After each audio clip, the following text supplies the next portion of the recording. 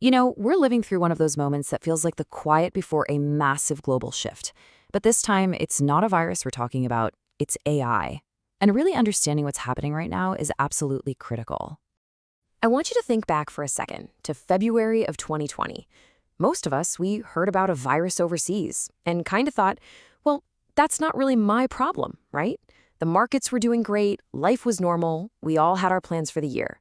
And then, in just a few weeks, the entire world was completely different. I think we are in that exact same phase right now. The really scary part about this AI shift is that for most people, it's not going to feel real until it suddenly, overwhelmingly does.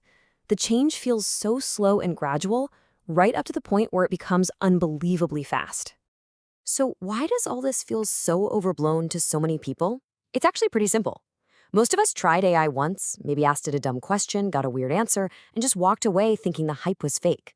But here's the thing you've got to understand. If you tested AI back in 2023 or even early 2024, you were basically just playing with a prototype. This right here highlights a massive gap. Today's best AI models aren't just a little bit better, they are in a completely different league. They're way faster, way more accurate, and they can handle complex, start-to-finish tasks that the older versions, well, they just couldn't. This is exactly why what the public thinks AI can do is lagging so far behind the reality of the tech. And that leads us to the fundamental shift that's happening as we speak. You see, people working deep in the tech world, they aren't panicking about some far-off prediction. Nope. They're reacting because this change has already started happening in their daily work. The core shift is this. AI has evolved from being a helpful assistant to an actual doer. This slide just shows it perfectly. It used to be that AI could, help you write a paragraph. Now, it can draft the entire report for you. It used to help you find a bug in your code. Now, it can fix the bug, run all the tests to make sure it actually works, and then write up a summary of the change. This isn't just an upgrade, it's a total transformation of its role. So, here's the crucial point. Once AI gets really good at doing work on a computer, reading, writing, analyzing, coding, it doesn't just stay in Silicon Valley. It spreads, and it spreads fast, to every single screen-based job out there. If most of your work happens on a laptop or a desktop, this is your signal to pay very, very close attention.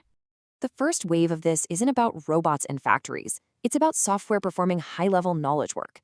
We're talking about customer support, where AI is already handling tickets and complex workflows. Marketing and writing, where it's pumping out drafts and edits. Finance and operations, handling deep analysis and reporting. Even in legal support and software development, it's drafting documents and building entire features. Now, this doesn't mean every single one of those jobs is going to vanish overnight. But what it does mean is that the same amount of work, the same output, now requires fewer people. And this pressure, it shows up in subtle ways at first. Hiring starts to slow down, those junior-level jobs get a lot more scarce, and teams are pushed to get leaner while productivity expectations just go up and up. Okay, so this brings us to what I think is the single biggest misunderstanding about AI today. The reason most people look at it and just don't see the power is because they are fundamentally using it the wrong way. They're treating this powerful new tool like an old one, and it's holding them back. Look at the difference here. Those people use AI like they use Google. They type in a simple one-line question and they expect a simple one-line answer. That is not where the magic is. The power move is to treat AI like a smart, capable coworker. You give it context, you upload the whole file for it to analyze, you ask it for different options, and you even ask it to critique its own work to get a final, polished result.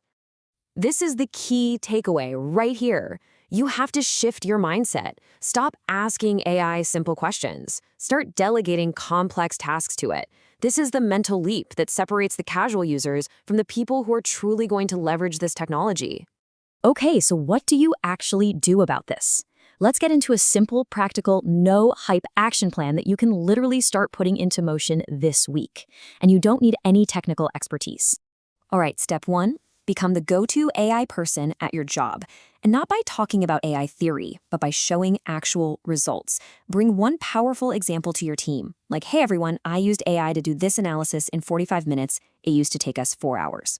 Number 2, build an AI workflow for your top 3 most common tasks, whether that's writing reports, analyzing data, or building presentations. And third, focus on stacking the skills that AI amplifies, not the ones it replaces. And what are those skills? Well, they're distinctly human skills. Things like being able to define a problem clearly, or make good decisions when you don't have all the info, communicating simply and effectively, and leading people. The future really belongs to those who can combine their own unique domain knowledge with the incredible speed and power of AI. This is the underlying principle. See, AI doesn't just replace work, it acts as this massive multiplier for people who take initiative. It rewards those who had clarity of thought and a bias for action.